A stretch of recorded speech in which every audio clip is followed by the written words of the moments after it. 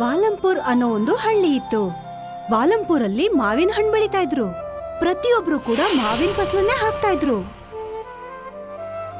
ಪ್ರತಿ ವರ್ಷ ದಪ್ಪಕ್ಕಿರೋ ಮತ್ತೆ ಸಿಹಿ ಆಗಿರೋ ಮಾವಿನ ಹಣ್ಣನ್ನ ಮಾರಿ ತುಂಬಾ ದುಡ್ಡು ಸಂಪಾದನೆ ಮಾಡ್ತಿದ್ರು. ಬಾಲಂಪುರಲ್ಲಿ ಬಾಲಾ ಸೇಠ್ ಅನ್ನೋ ಒಬ್ರು ಶ್ರೀಮಂತರಿದ್ರು. ಅವ್ರಿಗೂ ಕೂಡ ತುಂಬಾ ಮಾವಿನ ಮರಗಳಿದ್ವು.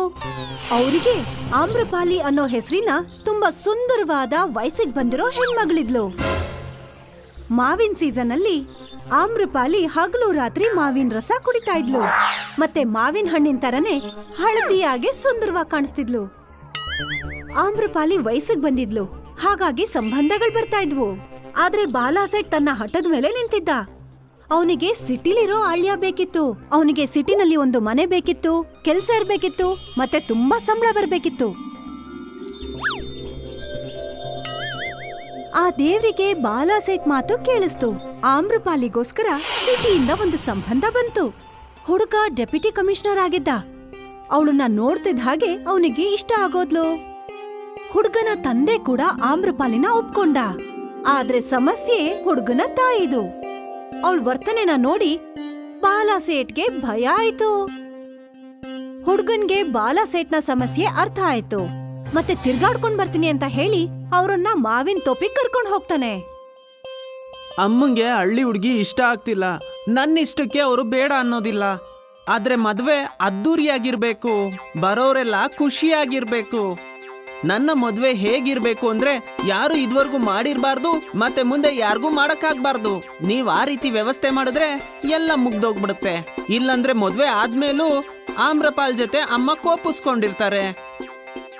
ಮದ್ವೆ ತಾರೀಖನ್ನ ಫಿಕ್ಸ್ ಮಾಡ್ಕೊಂಡು ಹುಡುಗನ್ ಕಡೆಯವರು ಅಲ್ಲಿಂದ ಹೊರಟು ಹೋದ್ರು. ಮತ್ತೆ ಬಾಲಾಸೆಟ್ಗೆ ಯೋಚನೆ ಶುರುವಾಯ್ತು. ಸ್ನೇಹಿತರನ್ನ ಕರೆದು ಅವ್ರ ಜೊತೆ ಚರ್ಚೆ ಮಾಡೋದಕ್ ಶುರು ಮಾಡ್ದ. ಅಂತದೇನ್ ಮಾಡ್ಲಿ, ಎಲ್ರು ಆಶ್ಚರ್ಯದಿಂದ ಕಣ್ಬಿಟ್ಟು ನೋಡೋ ರೀತಿ ಪಟ್ನದಲ್ಲಿ ಮದ್ವೆ ಮಾಡೋಣ, ಡೆಸ್ಟಿನೇಷನ್ ವೆಡ್ಡಿಂಗ್. ಇಲ್ಲಾಂದ್ರೆ ನಾವು ಇವೆಂಟ್ ಮ್ಯಾನೇಜ್ಮೆಂಟ್ ಅವ್ರನ್ನ ಕರ್ಸೋಣ.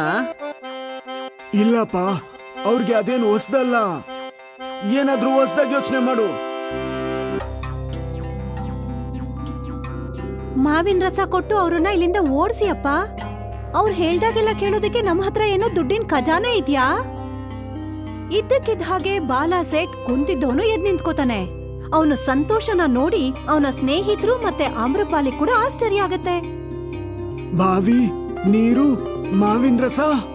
ಅಯ್ಯೋ ಬಾಲ, ನಿನ್ಗೇನಾಗೋಯ್ತು? ಶಿವ, ಬಾವಿಯಲ್ಲಿ ನೀರು ಎಷ್ಟು ಉಳ್ದಿದೆ? ಬೇಸಿಗೆಯಲ್ಲಿ ಎಷ್ಟು ಉಳ್ದಿರುತ್ತೆ? ಒಂದು 10 ಟ್ಯಾಂಕರ್ ಇರ್ಬೋದು. ಭೀಮಾ, ಮಾವಿನ ಬೆಳೆ ಎಷ್ಟಿದೆ ಈ ವರ್ಷ? ಹಿಂದೆ 10 ವರ್ಷದಲ್ಲಿ ಬರ್ದೇ ಇರೋಷ್ಟು ಅಷ್ಟು ಬೆಳೆದಿದೆ. ಭೀಮಾ, ಹೋಗು, ಊರವ್ರಿಗೋಗಿ ಹೇಳು ಈ ಬಾರಿ ಅವ್ರ ಮಾವು ಪಟ್ನಕ್ಕಲ್ಲ ಬಾವಿಗೋಗುತ್ತೆ ಅಂತ. ಮತ್ತೆ ಶಿವ, ನೀನ್ ನನ್ ಜೊತೆ ಬಾ. ನಾವು ಬಾವಿಯಿಂದ ನೀರನ್ನು ಹೊರಗೆ ಹಾಕ್ಬೇಕು. ಅದನ್ನ ಕೇಳಿ ಎಲ್ರಿಗೂ ಆಶ್ಚರ್ಯ ಆಯ್ತು. ಆದ್ರೆ ಅಪ್ಪ, ನೀವೀಗ ಏನ್ ಮಾಡ್ತೀರಾ? ಅದು ಪ್ರಪಂಚದಲ್ಲಿ ಮಾಡಕ್ಕಾಗದೆ ಇರೋಂಥದ್ದು. ಮಾವಿನ ರಸದ ಬಾವಿ. ನಿನ್ನ ಮದ್ವೆ ಮಾವಿನ ರಸದ ಬಾವಿಯಲ್ಲಿ ನಡೆಯುತ್ತೆ. ಇದನ್ನ ಕೇಳಿ ಪ್ರತಿಯೊಬ್ಬರಿಗೂ ಖುಷಿ ಆಗೋಗುತ್ತೆ. ಆಮ್ರಪಾಲಿ ನಾಚ್ಕೊಂಡು ಒಳಗಡೆ ಓಡ್ ಹೋಗ್ತಾಳೆ. ಮತ್ತೆ ಭೀಮಾ ಹಳ್ಳಿಯವ್ರಿಗೆ ಹೇಳೋದಕ್ಕೆ ಹೋಗ್ತಾನಲ್ಲಿಂದ.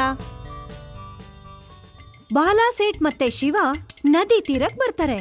ಮತ್ತೆ ಕೆಲ್ಸದವ್ರ ಸಹಾಯದಿಂದ ಅವರು ಆ ಕೆರೆಗೆ ಇನ್ನೂ 10 ಮೋಟಾರ್ ಪಂಪನ್ನ ಹಾಕಿ ಎಲ್ಲ ನೀರನ್ನ ತೆಗಿತಾರೆ. ಈ ಕಡೆ ಭೀಮಾ ಹಳ್ಳಿ ಜನಗಳನ್ನ ಕರ್ಕೊಂಡ್ ಬರ್ತಾನೆ. ಹಳ್ಳಿ ಜನಗಳ ಕೈಯಲ್ಲಿ ಮಾವಿನ ಬುಟ್ಟಿ ಇರತ್ತೆ. ಬಾಲಾಸೆಟ್ ಹಳ್ಳಿ ಜನಗಳಿಗೆ ಹೇಳ್ತಾನೆ, ಊರಿನ ಜನ್ರೆ, ನನ್ನ ಮಗಳ ಮದುವೆ ಇದೆ. ಮಾವಿನ ರಸದ ಬಾವಿ ಮಾಡ್ಬೇಕು. ನೀವೆಲ್ಲ ಸಹಾಯ ಮಾಡ್ಬೇಕು. ಸಿಪ್ಪೆನ ತೆಗೆದು ರಸನ ಬಾವಿಯೊಳಗೆ ಹಾಕ್ಬೇಕು. ಮತ್ತೆ ಎಲ್ಲಾ ಹಳ್ಳಿ ಜನಗಳು ಉತ್ಸಾಹದಿಂದ ಬುಟ್ಟಿಯಿಂದ ಮಾವಿನ ಹಣ್ಣನ್ನ ತಗೊಂಡು ಆ ಕೆರೆಗೆ ಇಸ್ಕೋಕ್ ಶುರು ಮಾಡ್ತಾರೆ. ಮತ್ತೆ ನೋಡ್ತಾ ನೋಡ್ತಾ ಆ ಕೆರೆ ಮಾವಿನ ರಸದಿಂದ ತುಂಬ ಹೋಗುತ್ತೆ. ಇದನ್ನ ನೋಡಿ ಬಾಲಾಸೇಟ್ಗೆ ಖುಷಿ ಆಗತ್ತೆ. ಮತ್ತವನು ಶಿವಾಗ್ ಹೇಳ್ತಾನೆ, ಶಿವ, ಆ ಬೀಕು ನಾವಿಗನ್ಗೆ ಹೇಳು ಎಲ್ಲ ಹಡಗನ್ನು ಶುದ್ಧ ಮಾಡಿ ತಯಾರು ಮಾಡಿಡೋದಕ್ಕೆ. ದಿನ ಕಳ್ದ್ ಹೋಗ್ತಿರತ್ತೆ. ಮದ್ವೆ ದಿನ ಹತ್ರ ಬರತ್ತೆ. ಇಡೀ ಹಳ್ಳಿ ಜನ ಆ ಮಾವಿನ ರಸದ ಕೆರೆ ಮುಂದೆ ಮದ್ವೆ ಗಂಡಿಗೋಸ್ಕರ ಕಾಯ್ತಿರ್ತಾರೆ. ಆ ಮಾವಿನ ರಸದ ಕೆರೆನಲ್ಲಿ ಎಲ್ಲಾ ದೋಣಿಗಳು ತಯಾರಾಗಿ ನಿಂತಿದ್ವು. ಒಂದು ದೋಣಿನಲ್ಲಿ ಆಮ್ರಪಾಲಿ ರೆಡಿಯಾಗಿ ಕೂತಿದ್ಲು. ಅವಳು ತುಂಬಾ ಸುಂದರವಾಗಿ ಕಾಣಿಸ್ತಿದ್ಲು. ಗಂಡಿನ ಕಡೆಯವರು ಆ ಕೆರೆ ಹತ್ರ ಬಂದು ತಲುಪ್ತಾರೆ. ಕುದುರೆ ಮೇಲೆ ಕೂತಿದ್ದ ಮದುವೆ ಹುಡ್ಗ ಮತ್ತೆ ಬಂದಿದ್ದವ್ರೆಲ್ರೂ ಕೂಡ ಮಾವಿನ ರಸದ ಕೆರೆನ ನೋಡಿ ಆಶ್ಚರ್ಯ ಪಡ್ತಾರೆ. ಹುಡ್ಗನ ತಾಯಿ ಮುಂದೆ ಬಂದು ಹೇಳ್ತಾಳೆ, ಮಾವಿನ ರಸದ ಕೆರೆನೇ ಮಾಡ್ಬಿಟ್ಟಿದೀರಾ ಬೀಗ್ರೆ, ಇದನ್ನ ಕುಡಿಯೋದಾ ಅಥವಾ ಇದ್ರಲ್ಲಿ ಈಜ್ಬೇಕಾ? ಬೀಗ್ರೆ, ನೀವು ಕುಡ್ದಾದ್ರೂ ದುಮ್ಕಿ, ಇಲ್ಲ ದುಮ್ಕಿ ಆದ್ರೂ ಕುಡೀರಿ, ಮಾವಿನ ರಸ ಕಡಿಮೆ ಆಗೋದೇ ಇಲ್ಲ. ದುಮ್ಕೋದಿದ್ರೆ ದುಮ್ಕಿ, ಕುಡಿಯೋದಿದ್ರೆ ಕುಡೀರಿ. ಆದ್ರೆ ಮೊದ್ಲು ನನ್ನ ಮದ್ವೆ ಆಗೋದಕ್ ಬಿಡಿ. ನನ್ ಹೆಂಡತಿ ಹಡಗಲ್ ಒಬ್ಳೆ ಕೂತಿದ್ದಾಳೆ, ಇಲ್ಲಂದ್ರೆ ಹಡಗ್ ತಗೊಂಡು ಮಾವಿನ ರಸದಲ್ಲಿ ಹೋಗ್ಬಿಡ್ತಾಳೆ. ಇದನ್ನ ಕೇಳಿಸ್ಕೊಂಡು ಎಲ್ರಿಗೂ ನಗು ಬಂತು. ಮದ್ವೆ ಹುಡ್ಗ ಆಮ್ರಪಾಲಿ ಜೊತೆ ದೋಣಿನಲ್ಲಿ ಕೂತ್ಕೊಂಡ. ಬಂದಿದ್ದವರೆಲ್ಲರೂ ಕೂಡ ದೋಣಿನಲ್ಲಿ ಕೂತ್ಕೊಂಡು ಮಾವಿನ ರಸದ ನದಿನಲ್ಲಿ ನಡೀತಾ ಇರೋ ಮದ್ವೆಗೆ ಸಾಕ್ಷಿ ಆಗಿದ್ರು. ಮತ್ತಿನ್ನೇನು, ಎಲ್ರ ಕೈಯಲ್ಲಿ ಪೂರಿ ಹಂಚಿದ್ರು. ಮತ್ತೆ ಬಂದಿದ್ದವರೆಲ್ಲರೂ ಕೂಡ ದೋಣಿನಲ್ಲಿ ಕೂತ್ಕೊಂಡು ಮಾವಿನ ರಸದಲ್ಲಿ ಪೂರಿನ ಮುಳುಗಿಸಿ ತಿಂತಾ ಇದ್ರು. ಮತ್ತೆ ಮಾವಿನ ಹಣ್ಣಿನ ರಸ ಮತ್ತೆ ಪೂರಿನ ಸಂತೋಷವಾಗಿ ತಿಂತಿದ್ರು. ಊಟ ಆಗ್ತಿದ್ ಹಾಗೆ ಸಿಟಿ ಹುಡುಗನ ಮದ್ವೆ ಫೋಟೋಶೂಟ್ ಶುರುವಾಯ್ತು. ಕೆಲವರು ಲೈವ್ ಹೋಗಿ ತನ್ನ ಸ್ನೇಹಿತರಿಗೆ ಇದ್ರ ದೃಶ್ಯನ ತೋರಿಸ್ತಿದ್ರು. ಇನ್ನ ಕೆಲವರು ಈ ಮಾವಿನ ರಸದ ಜೊತೆ ಸೆಲ್ಫಿ ತಗೋತಾ ಇದ್ರು. ಬಾಲಾ ಸೇಟ್ ನೋಡ್ತಾನೆ, ಹುಡುಗನಮ್ಮ ಎಲ್ರಿಗಿಂತ ಮೊದ್ಲಿದ್ರು. ಅಲ್ಲಿ ಬಂದಿದ್ದ ಪ್ರತಿಯೊಬ್ರು ಜೊತೆಗೂ ಮಾವಿನ ರಸದ ದೋಣಿ ಸೆಲ್ಫಿ ತಗೋತಾ ಇದ್ರು ಮತ್ತೆ ಸೋಷಿಯಲ್ ಮೀಡಿಯಾನಲ್ಲಿ ಅಪ್ಲೋಡ್ ಮಾಡ್ತಿದ್ರು. ಆಮ್ರಪಾಲಿ ಕೂಡ ತನ್ನ ಗಂಡನ್ ಜೊತೆ ಸಿಹಿಯಾಗಿ ಮಾತಾಡ್ತಾ ಇದ್ಲು. ಇದನ್ನೆಲ್ಲ ನೋಡಿ ಬಾಲಾ ಸೇಟ್ಗೆ ಕಣ್ಣಲ್ಲಿ ನೀರ್ ತುಂಬ್ಕೋತು. ಅವನು ಮಂಡಿ ಕಾಲಲ್ಲಿ ಕೂತ್ಕೊಂಡು ಆ ಮಾವಿನ ರಸನ ತಗೊಂಡು ಪ್ರಸಾದ ತರ ಸ್ವೀಕರಿಸ್ತಾನೆ. ಮತ್ತೆ ಮನ್ಸಲ್ಲೇ ಹಳ್ಳಿ ಜನಕ್ಕೆ ಮತ್ತೆ ಮಾವಿನ ರಸಕ್ಕೆ ಧನ್ಯವಾದ ಹೇಳ್ತಾನೆ. ಕಾಶಿಪುರ ಅನ್ನೋ ಊರಲ್ಲಿ 2 ಕುಟುಂಬಗಳಿದ್ವು, ರಾಮ್ಲಾಲ್ ಮತ್ತೆ ಶ್ಯಾಮ್ಲಾಲ್. ಇಬ್ರೂನು ಒಂದೇ ತರಾನೇ ಇದ್ರು. ಹಗಲು ರಾತ್ರಿ ಜಗಳ ಮಾಡ್ತಾನೆ ಇರ್ತಿದ್ರು, ಯಾಕಂದ್ರೆ ಇಬ್ರೂನು ನಿರುದ್ಯೋಗಿಗಳು. ಒಂದಿನ ಶ್ಯಾಮ್ಲಾಲ್ ಮನೇಲಿ ಕೂತಿದ್ರು. ಅವ್ರ ಹೆಂಡತಿ ಹೊರಗಿಂದ ಓಡಿ ಓಡಿ ಮನೆ ಒಳಗ್ ಬಂದು ಅವ್ರಿಗೆ ಹೇಳ್ತಾಳೆ, ಅಯ್ಯೋ, ನಮ್ ಪಕ್ಕದ ಮನೆ ರಾಮ್ಲಾಲ್ ಅವರು ಕೆರೆ ನೀರಿಂದ ದುಡ್ಡು ಮಾಡ್ತಾ ಇದ್ದಾರೆ, ಆದ್ರೆ ನೀವಿಲ್ಲಿ ಸುಮ್ನೆ ಮನೇಲಿ ಕೂತ್ಕೊಂಡಿದ್ದೀರಾ. ಹೆಂಡತಿ ಮಾತನ್ನ ಕೇಳಿ ಶ್ಯಾಮ್ಲಾಲ್ಗೆ ಆಶ್ಚರ್ಯ ಆಗತ್ತೆ. ಕೆರೆಯ ನೀರಿನಿಂದ ಹಣ ಅದೇಗೆ? ನೀವೇ ಹೋಗಿ ನೋಡ್ಕೊಂಡ್ ಬನ್ನಿ. ಶ್ಯಾಮ್ಲಾಲ್ ಓಡಿ ಓಡಿ ಕೆರೆ ಹತ್ರ ಹೋಗಿ ಅಲ್ಲಿ ನಡೀತಿರೋದ್ ನೋಡಿ ಆಶ್ಚರ್ಯ ಪಡ್ತಾರೆ. ರಾಮ್ಲಾಲ್ ಒಂದು ದೋಣಿಯನ್ನ ಖರೀದಿಸಿದ್ರು. ಆ ದೋಣಿಯಲ್ಲಿ ಜನರನ್ನ ಕೂರಿಸ್ಕೊಂಡು ನದಿಯಲ್ಲಿ ಸವಾರಿ ಮಾಡಿಸ್ತಾ ಇದ್ರು. ಅದರಿಂದ ತುಂಬಾ ದುಡ್ಡನ್ನ ಸಂಪಾದನೆ ಮಾಡ್ತಿದ್ರು. ಶ್ಯಾಮ್ಲಾಲ್ ರಾಮ್ಲಾಲ್ನ ಭೇಟಿಯಾದಾಗ ರಾಮ್ಲಾಲ್ ಹೇಳ್ದ, ನಾನು ಮೂರ್ಖನಾಗಿದ್ದೆ, ನಿನ್ ಜೊತೆ ಕೆಲ್ಸ ಇಲ್ದೆ ಜಗಳ ಮಾಡ್ಕೊಂಡು ಕೂತಿದ್ದೆ ಯಾವಾಗ್ಲೂ. ಇವಾಗ ನಾನು ಇಲ್ಲಿಂದ ದುಡ್ಡು ಮಾಡ್ತೀನಿ, ದೊಡ್ಡ ಮನುಷ್ಯ ಆಗ್ತೀನಿ, ಹಾಗೂ ಹಡಗನ್ನ ಖರೀದಿಸ್ತೀನಿ. ರಾಮ್ಲಾಲ್ ದೋಣಿಯಲ್ಲಿ ಕೂತ್ಕೊಂಡು ಜನರನ್ನ ಕೆರೆ ಸವಾರಿ ಮಾಡ್ಸ ಕರ್ಕೊಂಡು ಹೋಗ್ತಾನೆ. ಮತ್ತೆ ಶ್ಯಾಮ್ಲಾಲ್ ಕಣ್ ಬಿಟ್ಟು ನೋಡ್ತಾನೆ ನಿಂತ್ಕೋತಾನೆ. ರಾಮ್ಲಾಲ್ ನೋಡಿ ಅವನ್ಗೆ ಹೊಟ್ಟೆ ಕಿಚ್ಚಾಗತ್ತೆ. ನಾನು ನೋಡ್ತೀನಿ ನೀನ್ ಹೇಗ್ ದೊಡ್ಡ ಮನುಷ್ಯ ಆಗ್ತೀಯ ಅಂತ. ಶ್ಯಾಮ್ಲಾಲ್ ಒಂದು ಬಾಬಾನ ಗುಡಿಸ್ಲಿಕ್ಕೆ ಹೋಗಿ ಅಲ್ಲಿಂದ ಒಂದು ಚಮತ್ಕಾರಿ ಭಸ್ಮವನ್ನ ತಗೊಂಡ್ ಬರ್ತಾನೆ. ರಾತ್ರಿಯ ಕತ್ಲಲ್ಲಿ ಅವನು ಆ ಭಸ್ಮವನ್ನ ಕೆರೆಯ ನೀರಿಗೆ ಹಾಕ್ಬಿಡ್ತಾನೆ. ಭಸ್ಮ ನೀರೊಳಗೆ ಬೆರೆತ ತಕ್ಷಣ ಕೆರೆ ನೀರು ಕುದಿಯೋಕ್ ಶುರುವಾಗತ್ತೆ. ಇದನ್ ನೋಡಿ ಶ್ಯಾಮ್ಲಾಲ್ ನಗ್ತಾನೆ.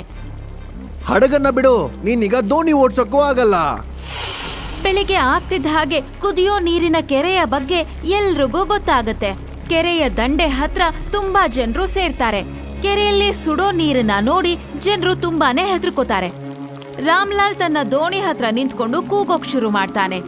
ನಡೀರಿ ನಡೀರಿ, ಯಾರ್ ಮಾಡ್ತೀರಾ ಈ ಕುದಿಯೋ ಕೆರೆಯ ಸವಾರಿ? ನಿನ್ಗೇನ್ ಹುಚ್ಚ?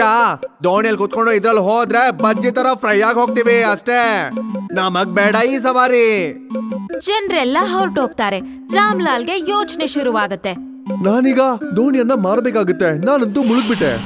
ಕೆಲ ತಿಂಗಳುಗಳು ಕಳಿಯುತ್ತೆ. ಶ್ಯಾಮ್ಲಾಲ್ ಮನೇಲಿ ಸೋಂಬೇರಿ ತರ ಕೂತಿರ್ತಾನೆ. ಅವನ್ ಹೆಂಡತಿ ಅವನ ಹತ್ರ ಬಂದು ಹೇಳ್ತಾಳೆ, ಸೋಂಬೇರಿ ತರ ಕೂತಿದಿರಲ್ಲ, ಏನಾದ್ರೂ ಕೆಲ್ಸ ಮಾಡಿ. ರಾಮ್ಲಾಲ್ ನ ಜೀವನ ಅಂತೂ ನಾನು ನಷ್ಟ ಮಾಡಿಸ್ಬಿಟ್ಟೆ, ಇನ್ನೇನ್ ಮಾಡ್ಲಿ ನಾನು?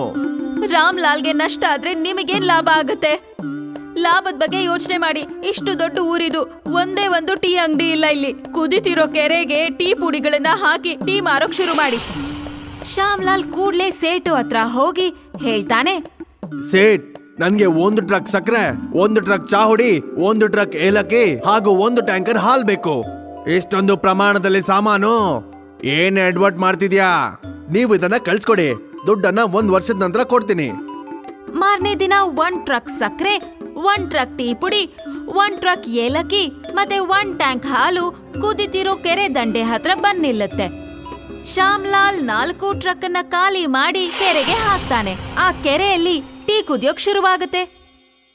ಏಲಕ್ಕಿ ಪರಿಮಳ ಇಡೀ ಊರ್ಗೆ ಹಬ್ಬಿ ಜನರು ಎಲ್ಲರೂ ಈ ವಿಚಿತ್ರನ ನೋಡೋದಕ್ಕೆ ಕೆರೆ ದಂಡೆ ಹತ್ರ ಸೇರ್ತಾರೆ. ಟೀ ತಗೊಳ್ಳಿ, ಟೀ ಏಲಕ್ಕಿ ಟೀ ತಗೊಳ್ಳಿ, ಟೀ. ಜನರು ಟೀ ಕೆರೆನ ಅವ್ರ ಜೀವನದಲ್ಲಿ ನೋಡಿರ್ಲಿಲ್ಲ. ಅದಕ್ಕೆ ಟೀ ಕುಡಿಯೋದಕ್ಕೆ ಮತ್ತೆ ಕೆರೆ ನೋಡೋದಕ್ಕೆ ಜನರ ದಂಡು ಅಲ್ಲಿ ಸೇರೋಕ್ ಶುರುವಾಗತ್ತೆ. ಶ್ಯಾಮ್ಲಾಲ್ಗೆ ತುಂಬಾ ಚೆನ್ನಾಗಿ ವ್ಯಾಪಾರ ಆಗುತ್ತೆ. ಇತ್ತ ರಾಮ್ಲಾಲ್ ಊರಲ್ಲಿ ಪೈಪ್ ಮತ್ತೆ ನಲ್ಲಿ ಫಿಟ್ಟಿಂಗ್ ಅಂಗಡಿನ ಶುರು ಮಾಡಿದ್ರು. ಅವರು ಅದ್ರಲ್ಲೇ ಬ್ಯುಸಿಯಾಗಿದ್ರು. ಒಂದಿನ ನಲ್ಲಿ ಫಿಟ್ಟಿಂಗ್ ಮಾಡೋದಕ್ಕೆ ರಾಮ್ಲಾಲ್ ಮತ್ತೊಂದ್ ಹಳ್ಳಿಗೆ ಹೋಗ್ತಾ ಇದ್ರು. ಆಗ ಅವ್ರಿಗೆ ದಾರಿ ಮಧ್ಯದಲ್ಲಿ ಆ ಗುಡ್ಸ್ಲಿನ್ ಬಾಬಾ ಸಿಗ್ತಾರೆ. ಅವ್ರು ಹೇಳ್ತಾರೆ, ಆ ಶ್ಯಾಮ್ಲಾಲ್ ನಿನ್ನ ಪಕ್ಕದ ಮನೆಯವನಲ್ವಾ? ಕೆರೆಗೆ ಹಾಕಕ್ಕೆ ಭಸ್ಮ ತಗೊಂಡ್ ಹೋಗಿದ್ದ, ಆದ್ರೆ ದುಡ್ಡು ಕೊಟ್ಟಿಲ್ಲ. ಕೇಳ್ಪಟ್ಟೆ ಕೆರೆ ಹತ್ರ ಟೀ ಮಾರ್ತಿದ್ದಾನೆ ಅಂತ. ಅವನ ಹತ್ರ ದುಡ್ಡು ಕೊಡಕ್ಕೆ ಹೇಳ್ಬಿಡು. ಬಾಬಾ ಹೊರಟೋಗ್ತಾರೆ. ಆಗ ರಾಮ್ಲಾಲ್ಗೆ ಗೊತ್ತಾಗತ್ತೆ ತನ್ನ ದೋಣಿ ವ್ಯಾಪಾರಕ್ಕೆ ಕಲ್ ಹಾಕಿದ್ದು ಶ್ಯಾಮ್ಲಾಲೇ ಅಂತ. ನನ್ ವ್ಯಾಪಾರ ಹಾಳು ಮಾಡಿದ್ಯಾ? ಈಗ ನಾನು ನೋಡ್ತೀನಿ ನಿನ್ ಟೀ ವ್ಯಾಪಾರ ಎಲ್ಲಿವರೆಗೂ ಹೋಗುತ್ತೆ ಅಂತ. ಮಾರನೇ ದಿನ ರಾಮ್ಲಾಲ್ ಕೆರೆ ಹತ್ರ ಹೋಗ್ತಾನೆ. ಶ್ಯಾಮ್ಲಾಲ್ ಕೆರೆಯಿಂದ ಟೀನ ತೆಗೆದು ಅದನ್ನ ಜನರಿಗೆ ಕೊಡ್ತಿರ್ತಾನೆ. ತುಂಬಾ ಚೆನ್ನಾಗಿ ವ್ಯಾಪಾರ ನಡೆಸ್ತಿರ್ತಾನೆ. ಅರೆ, ನೀವ್ ಇವನಿಗೆ ದುಡ್ಡು ಯಾಕೆ ಕೊಡ್ತಿದ್ದೀರಾ? ಈ ಕೆರೆ ಏನು ಇವಂದಲ್ಲ, ಪುಕ್ಸಟೆಗೆ ಟೀ ಕುಡಿರಿ. ಏನ್ ಹೇಳ್ತಿದ್ಯಾ?